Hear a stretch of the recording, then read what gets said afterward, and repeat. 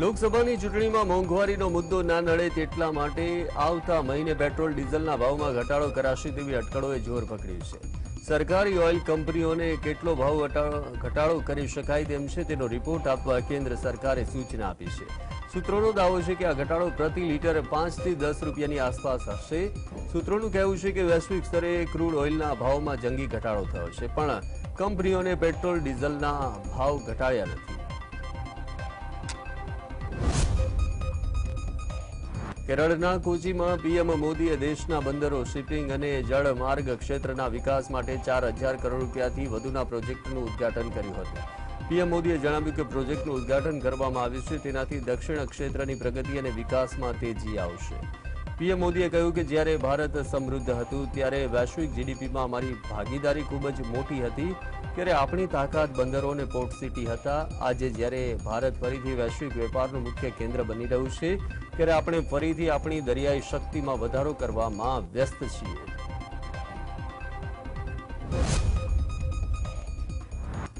દિલ્હીમાં સમાજવાદી પાર્ટીના નેતાઓની સાથે બેઠક બાદ કોંગ્રેસ નેતા સલમાન ખુરશીદે જણાવ્યું કે બેઠકોની વહેંચણી મુદ્દે હજુ કોઈ અંતિમ નિર્ણય લેવામાં આવ્યો નથી. અમે અમારી લિસ્ટ એકબીજા સાથે શેર કર્યા છે. અમને આશા છે કે સમાજવાદી પાર્ટી પણ આ મુદ્દે પોતાના વિચાર રજૂ કરશે.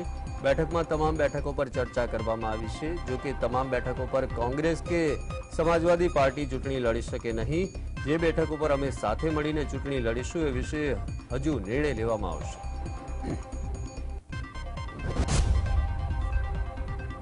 વર્ષ 2024ની લોકસભાની ચૂંટણીને ધ્યાને રાખીને દિલ્હીમાં કોંગ્રેસ અને સમાજવાદી પાર્ટીના નેતાઓ વચ્ચે બેઠક યોજવામાં આવી હતી.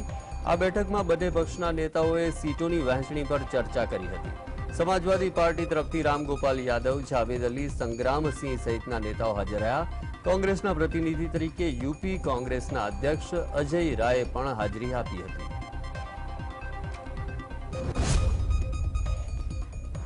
કોંગ્રેસની નેતાગીરી પર સતત પ્રહારો કર્યા કરતા નવજોતસિંહ સિદ્ધુ સામે પગલાં લેવા માટે લુધિયાણાના સાંસદ રવનીતસિંહ બિટ્ટુએ કોંગ્રેસ હાઈકમાન્ડને 10 દિવસનું અલ્ટિમેટમ આપ્યું છે. બિટ્ટુએ કહ્યું છે કે કોંગ્રેસ હાઈકમાન્ડ દેશમાં એક આદર્શ મૂકવા માંગતું હોય તો તેણે કાં તો સિદ્ધુને પક્ષની બહારનો રસ્તો બતાવવો જોઈએ કાં પછી આવનારા જેવા પક્ષના સનિષ્ઠ કાર્યકરોને રવાના કરી દેવા જોઈએ.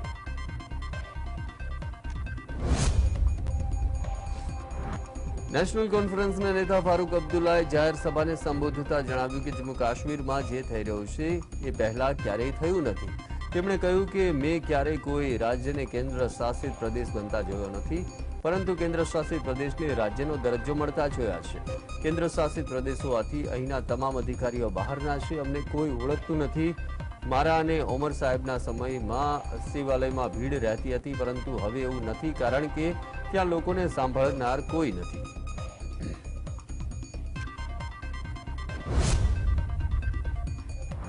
રામ મંદિર પ્રાણ પ્રતિષ્ઠા કાર્યક્રમ વિશે અનેક નિવેદનબાજી થઈ રહી છે. ત્યારે આ વિશે વાત કરતા અયોધ્યા રામ મંદિર નિર્માણ કમિટીના અધ્યક્ષ નૃપેન્દ્ર મિશ્રાએ કહ્યું કે મંદિર તો બની ગયું છે. ભગવાન રામ લલ્લાના મંદિરના સ્વરૂપને સમજવાની જરૂર છે. તેમાં ગર્ભગૃહ અને 5 મંડપ પણ હશે. ગ્રાઉન્ડ ફ્લોરનું નિર્માણ કાર્ય થઈ ચૂક્યું છે. આથી મંદિરનું નિર્માણ કાર્ય સમાપ્ત થઈ ચૂક્યું છે.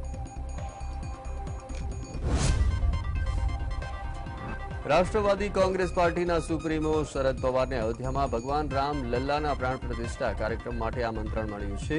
આ આમંત્રણ અંગે શરદ પવારે રામ જન્મભૂમિ તીર્થ ક્ષેત્રના મહાસચિવ ચંપત રાયને પત્ર લખી આભાર વ્યક્ત કર્યો છે. પત્રમાં શરદ પવારે જણાવ્યું કે 22મી જાન્યુઆરીએ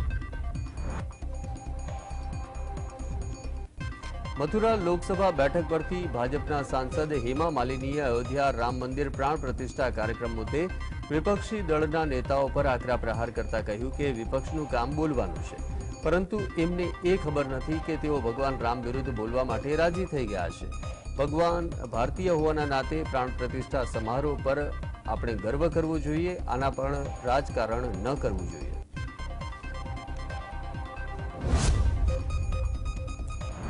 અયોધ્યામાં પ્રાણ પ્રતિષ્ઠા કાર્યક્રમ મુદ્દે વિપક્ષી દળના નેતાઓ દ્વારા ઉભા કરવામાં આવેલા અનેક સવાલ પર પ્રતિક્રિયા આપતા શ્રી રામ જન્મભૂમિ તીર્થ ક્ષેત્ર ટ્રસ્ટના સભ્ય કામેશ્વર ચોપાલે જણાવ્યું કે 75 વર્ષ પહેલા જ્યારે આ તક ઉપલબ્ધ હતી ત્યારે દેશના તત્કાલીન વડાપ્રધાન પંડિત નહેરુએ તેનો લાભ કેમ ન ઉઠાવ્યો? વર્ષ 1949માં ભગવાન રામની મૂર્તિ સામે આવી અને એ સમયે દેશમાં કોંગ્રેસની સરકાર હતી. નહેરુ સામે કોઈ ઊભું થઈ શકતું નહોતું, ત્યારે તેમણે આ તકનો લાભ કેમ ન લીધો?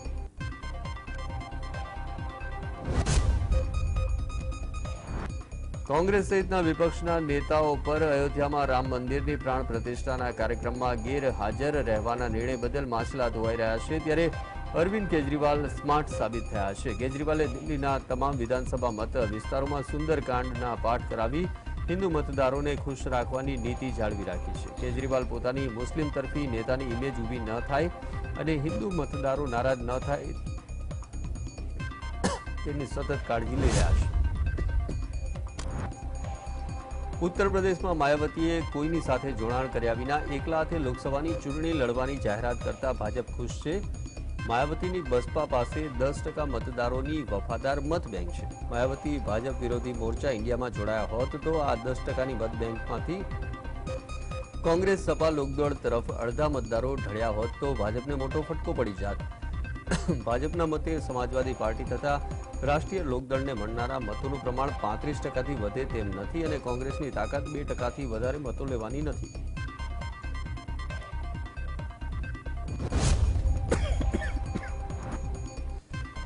કેન્દ્રીય ગૃહ મંત્રાલયે ચાબુક જલાવી અને કોંગ્રેસના નેતા મણિશંકર અય્યરની પુત્રીની થિંક ટેન્કની FCRA હેઠળની માન્યતા રદ કરી નાખી છે. અય્યરના પુત્રી Yamini Iyer centre for policy research નામે થિંક ટેન્ક ચલાવે છે. આ થિંક ટેન્ક લાંબા સમયથી કેન્દ્ર સરકારના રડાર પર છે અને ગત વર્ષે પણ તેની સામે પગલાં ભરાયા હતા.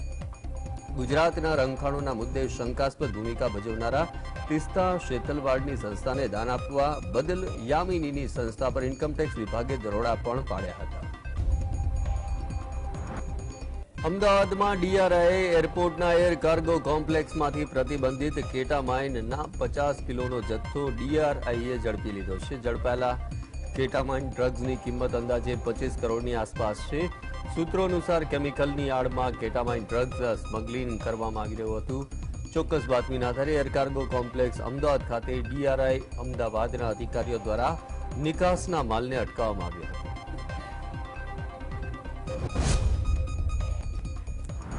વધુ એક ભરતી પ્રક્રિયામાં કૌભાંડ થયું હોવાનો વિદ્યાર્થી નેતા યુવરાજસિંહ જાડેજાએ આક્ષેપ કર્યો છે.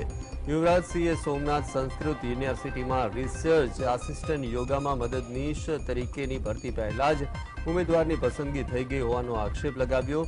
આક્ષેપ મુજબ ભરતી પહેલા એવી ચર્ચા હતી કે આ પોસ્ટ માટે વાઘ વૈશાલીબેન કેશુરભાઈ નામના ઉમેદવારની પસંદગી થશે. આ મુદ્દે તટસ્થ ભરતી રદ કરી અને તપાસ કરવાની માંગ કરવામાં આવી છે. થોડા દિવસ અગાઉ ખેડા જિલ્લાના ઠાસરાની પ્રાથમિક શિક્ષણ ક્રેડિટ સોસાયટીનું કૌભાંડ સામે આવ્યું, જેમાં શિક્ષણ ક્રેડિટ સોસાયટીમાં 2.12 કરોડ રૂપિયાની ગેરરીતિ બહાર આવી છે. માજી પૂર્વ પ્રમુખ ગોકળ ઠાકોર, પૂર્વ મંત્રી અજીત ઝાલા અને ક્લાર્ક પંકજ પરમારે જાણ કર્યા વિના જ 26 શિક્ષકોના નામે ખોટી લોન અને ખોટી એન્ટ્રીઓ પાડી હતી. જો કે હજુ પણ અજીત ઝાલા અને ક્લાર્ક પંકજ પરમાર હોદ્દા પર યથાવત રહેતા લોકોમાં રોષ જોવા મળી રહ્યો છે. ત્યારે જિલ્લા રજિસ્ટ્રારે આ લોકો પાસેથી તમામ રકમ વસૂલવા હુકમ કર્યો છે.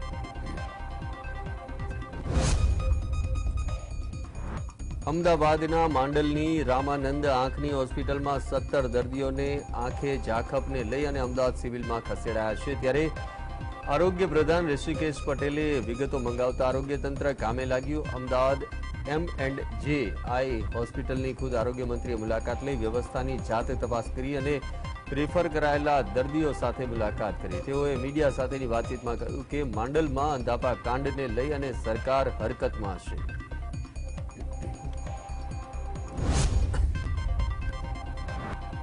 વિરમગામના માંડલમાં અંધાપા કાંડ મુદ્દે ગુજરાત કોંગ્રેસના મુખ્ય પ્રવક્તા મનીષ દોશીએ નિવેદન કહ્યું કે સમગ્ર ગુજરાતમાં છેલ્લા ઘણા સમયથી આવી ઘટનાઓ સામે આવી રહી છે. જૂન 2021માં સુરતમાં 100થી વધુ લોકોને આંખમાં અલગ જ તકલીફ જોવા મળી હતી.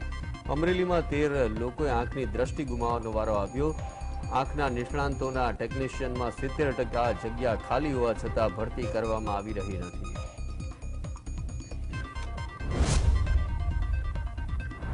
માંડલના અંધાપા કાંડના દર્દીઓની અમદાવાદ સિવિલ હોસ્પિટલમાં સારવાર ચાલી રહી છે, ત્યારે આંખની હોસ્પિટલના ડાયરેક્ટર સ્વાતિ રવાણીએ પ્રતિક્રિયા આપી અને કહ્યું કે ડ્રોપ ઇન્જેક્શનને દવાઓ ચાલુ કરી દીધી છે. હાલમાં દર્દીઓની હાલત સ્ટેબલ છે. દર્દીઓની સોનોગ્રાફી માઇક્રોસ્કોપી કરવામાં આવી. પહેલા ઓપરેશન થયા તેને કોઈ તકલીફ નથી થઈ. વિરમગામ અંધાપા કાંડના ઘેરા પ્રત્યાઘાત પડ્યા છે. ગુજરાત હાઈકોર્ટે ઘટનાને ધ્યાને લઈ સુઓ મોટો દાખલ કરી છે. જસ્ટિસ AS સુપૈયાની ખંડપીઠે સુઓ મોટો લીધી. ઓપરેશન સમયે બેદરકારી દાખવી હતી કે પછી મેડિકલ પ્રોટોકોલનું પાલન થયું છે કે કેમ તે અંગે પણ હાઈકોર્ટે સવાલ કર્યા છે. હાઈકોર્ટે સ્વાસ્થ્ય અને પરિવાર કલ્યાણ વિભાગ પાસે ખુલાસો માંગ્યો હતો. અમદાવાદ જિલ્લા પોલીસ વડાને પણ હાઈકોર્ટે જવાબ રજૂ કરવા નિર્દેશ આપ્યા હતા. 7 ફેબ્રુઆરીએ વિગતવાર સુનાવણી હાથ ધરવામાં આવશે. મોરબીમાં ફરી એક વખત GST વિભાગે લીલાપર રોડ પર આવેલા આજવીટો સિરામિક યુનિટ પર દરોડા પાડ્યા. મોટી સંખ્યામાં દસ્તાવેજી પુરાવા હાથ લાગ્યા છે. GST વિભાગે અન્ય 2 જગ્યાએ પણ દરોડા પાડ્યા હતા. GST વિભાગે લેપટોપ, હાર્ડ ડિસ્ક સહિત ડિજિટલ સાહિત્ય કબજે કર્યું હતું. GST વિભાગના દરોડાથી ઉદ્યોગકારોમાં ફફડાટ ફેલાઈ ગયો છે. નડિયાદમાં સવારથી જ ગરમ મસાલાના વેપારીઓને ત્યાં IT વિભાગે તવાઈ બોલાવી. દભાણ ચોકડી પાસે એશિયન ફૂડ લિમિટેડ કંપનીને ત્યાં ITએ દરોડા પાડ્યા, જ્યાંથી મોટાભાઈ બેનામી વ્યવહારો થતા હોવાની શક્યતા વ્યક્ત કરાઈ છે. અહીં પ્રોડક્શન થતા મસાલા સહિતની વસ્તુઓ દેશ વિદેશમાં સપ્લાય કરાતી હતી. તો આણંદમાં IT વિભાગે મોટા ગજાના બિલ્ડર્સ અને વેપારીઓને ત્યાં દરોડા પાડ્યા. તાસકંદ 4 રસ્તા પાસે આવેલ રાધે જ્વેલર્સ, JD બિલ્ડર્સને ત્યાં કાર્યવાહી હાથ ધરાઈ. ઉપરાંત મોટી કરચોરી સામે આવે તેવી શક્યતા છે. પોલીસ પ્રોટેક્શન સાથે એજન્સીએ તપાસ હાથ ધરી. નારાયણ બિલ્ડર, કૃષ્ણા બિલ્ડરને ત્યાં પણ IT વિભાગે સર્વે હાથ ધર્યો છે.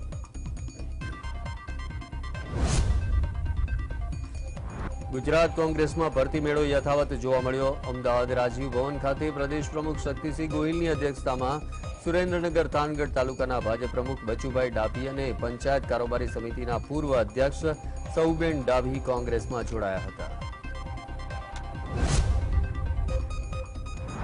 પૂર્વ સાંસદ અને ધારાસભ્ય સોમાભાઈ પટેલ રાજનીતિમાં ફરી સક્રિય થયા છે. સોમાભાઈ પટેલ ફરી કોંગ્રેસ કાર્યાલય પર જોવા મળ્યા.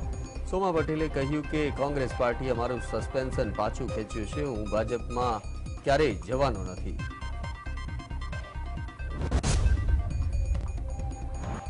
તો જૂનાગઢથી આપના ધારાસભ્ય રહી ચૂકેલા ભૂપત ભાયાણી કમુરતા ઉતરતા હવે ભાજપનો ભગવો ધારણ કરવા જઈ રહ્યા છે.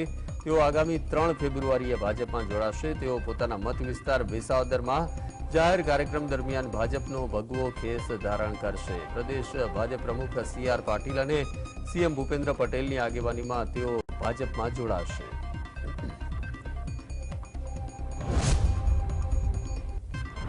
ભારતીય જનતા પાર્ટી દ્વારા પક્ષમાં જોડાવાના કાર્યક્રમ કરવા માટે પ્રદેશ ટીમના વધુ એક સભ્યના નામની જાહેરાત કરવામાં આવી છે. પ્રદેશના સહપ્રવક્તા જયરાજસિંહ પરમારને કમિટીમાં સ્થાન આપવામાં આવ્યું છે. અન્ય પક્ષ, અપક્ષ ઉમેદવારો, સમાજના અને વિવિધ ક્ષેત્રના આગેવાનોને ભાજપમાં જોડવા માટે કમિટીનું ગઠન કરાયું છે. ઊંઝા નગરપાલિકાના પ્રમુખ દીક્ષિત પટેલનું રાજીનામું લઈ લેવાયું છે. દીક્ષિત પટેલ સપ્ટેમ્બર 2023માં નગરપાલિકાના પ્રમુખ પદે ચૂંટાયા હતા. હવે નવા પ્રમુખ પદે જિજ્ઞા પટેલની વરણી થાય તેવી શક્યતા છે. જિજ્ઞા પટેલ ઊંઝા નગરપાલિકામાં વોર્ડ નંબર 3ના કોર્પોરેટર છે.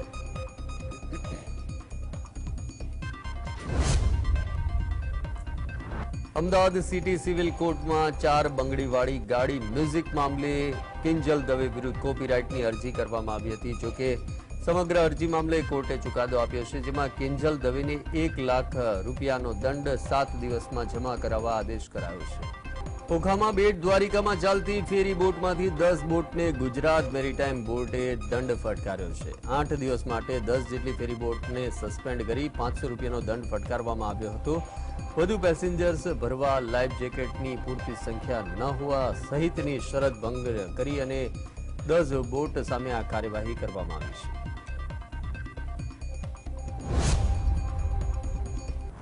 દ્વારકાના સલાયા બંદર ખાતે પોલીસ દ્વારા માછીમારી કરતી બોટોનું સઘન ચેકિંગ હાથ ધરવામાં આવ્યું. સલાયા મરીન પોલીસ તેમજ એસઓજીની ટીમોએ બોટના ડોક્યુમેન્ટ સહિતની ચેકિંગની કામગીરી હાથ ધરી. દરિયાઈ વિસ્તારોની સુરક્ષાને ધ્યાને લઈ એસઓજીના પીએસઆઈ, પોલીસ સ્ટાફ તેમજ એસઓજીની સમગ્ર ટીમ દ્વારા બોટનું ચેકિંગ કરવામાં આવ્યું હતું.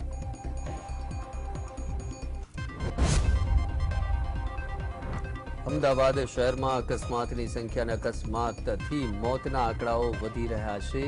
અમદાવાદમાં વર્ષ 2023માં રોડ એક્સિડન્ટના 528 કેસ નોંધાયા હતા, જેમાં 528 લોકોના મૃત્યુ થયા છે. અમદાવાદમાં તથ્યકાંડ પછી પણ વાહન ચાલકો બેફામ છે. છેલ્લા 5 મહિનામાં માર્ગ અકસ્માતથી 219 લોકોના મોત થઈ ચૂક્યા છે. વર્ષ 2023માં અકસ્માતની કુલ 1458 ઘટના બની હતી, જ્યારે વર્ષ 2022માં 488 લોકોના માર્ગ અકસ્માતમાં મૃત્યુ થયા છે. તો રાજકોટમાં ફૂડ વિભાગે દરોડા પાડ્યા અને અખાદ્ય ગણી શકાય તેવા ચણાચોર ગરમનો મોટો જથ્થો ઝડપી પાડ્યો. આજીડેમ વિસ્તારમાં આવેલ દીનદયાળ ઇન્ડસ્ટ્રીયલ વિસ્તારમાં આશા ફૂડ નામની પેઢીમાં ફૂડ વિભાગની ટીમ પહોંચી અને અંદાજિત 8 ટન અખાદ્ય જથ્થો ઝડપી પાડ્યો. ફૂગવાળા 1 ટન ચણા, 220 કિલો શંખ જીરું અને 5 કિલો ચીપેલા ચણા મળી આવ્યા હતા.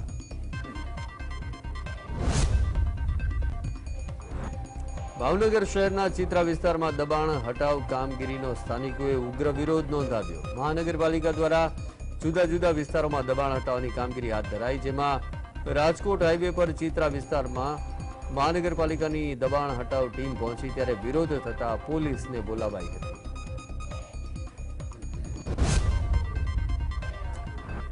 ધોરાજીના અનેક રસ્તાઓ બિસ્માર હાલતમાં છે. બિસ્માર રસ્તાઓથી ત્રાહિમામ પોકારી ઉઠેલા ધોરાજી પ્લાસ્ટિક મેન્યુફેક્ચર એસોસિએશને રેલી કાઢી ડેપ્યુટી કલેક્ટરને આવેદનપત્ર આપ્યું. ધોરાજી શહેરને જોડતા તમામ સ્ટેટ હાઈવેની પણ બિસ્માર હાલત છે. 15 દિવસમાં રસ્તાઓ રિપેર નહીં થાય તો સ્થાનિકોએ ધોરાજી બંધની ચીમકી ઉચ્ચારી છે.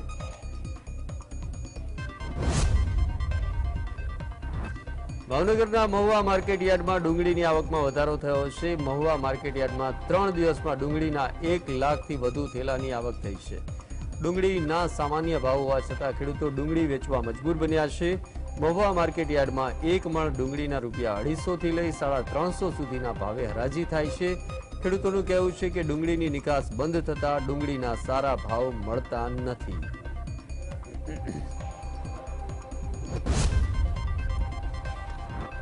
ગુજકેટ માટે ફોર્મ ભરવાની મુદત 22 જાન્યુઆરી સુધી લંબાવાઈ છે. ગુજકેટના ફોર્મ ભરવાની મુદત 16 જાન્યુઆરીએ પૂર્ણ થતી હતી. આ પરીક્ષા માટે અત્યાર સુધીમાં રાજ્યમાંથી 1.20 લાખ જેટલા ફોર્મ ભરવામાં આવ્યા.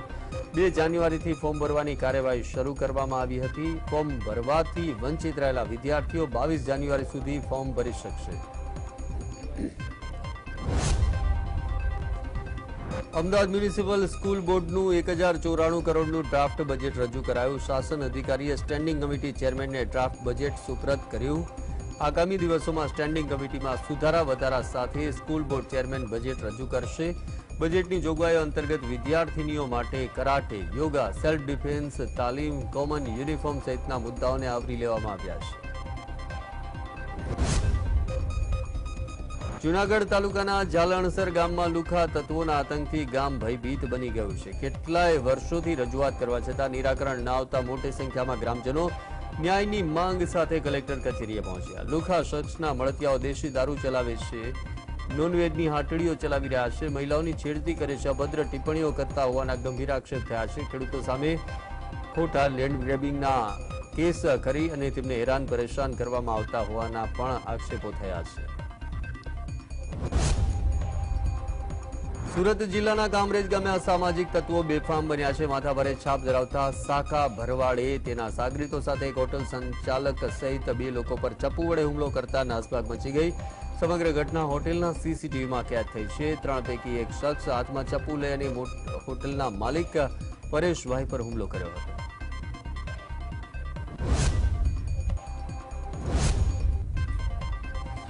સુરત ઉધના વિસ્તારમાં આવેલ ઓમ સાંઈ જલારામ નગર સોસાયટીમાં એક પ્રેમી યુગલને મૃતદેહ મળી આવતા ચર્ચાનો વિષય બન્યો છે. ઘટના અંગે ડીસીપી એસીપી કક્ષાના અધિકારીઓ સ્થળ પર દોડી તપાસ શરૂ કરી હતી. પોલીસની પ્રાથમિક તપાસમાં તીક્ષ્ણ હથિયાર વડે મારામારીની યુવતીની હત્યા કર્યા બાદ યુવકે પોતે પણ ગળે ફાંસો ખાઈ આપઘાત કર્યાનું બહાર આવ્યું છે. વડોદરા જિલ્લાના પાદરામાંથી પસાર થતી મહીસાગર નદીમાં દિવ્યાંગ યુવતીએ મોતની છલાંગ લગાવી હોવાની સ્થાનિકોએ આશંકા વ્યક્ત કરી છે. મુજપુર ગંભીરા બ્રિજ પર યુવતીનું એક્ટિવાને પગમાં પહેરવાનો જે આર્ટિફિશિયલ લેગ બ્રિજ પરથી મળી આવ્યો છે. આ કેસમાં પોલીસ દ્વારા તપાસ હાથ ધરાઈ છે. સ્થાનિક તરવૈયાની 2 બોટ દ્વારા યુવતીની શોધખોળ હાથ ધરાઈ હતી.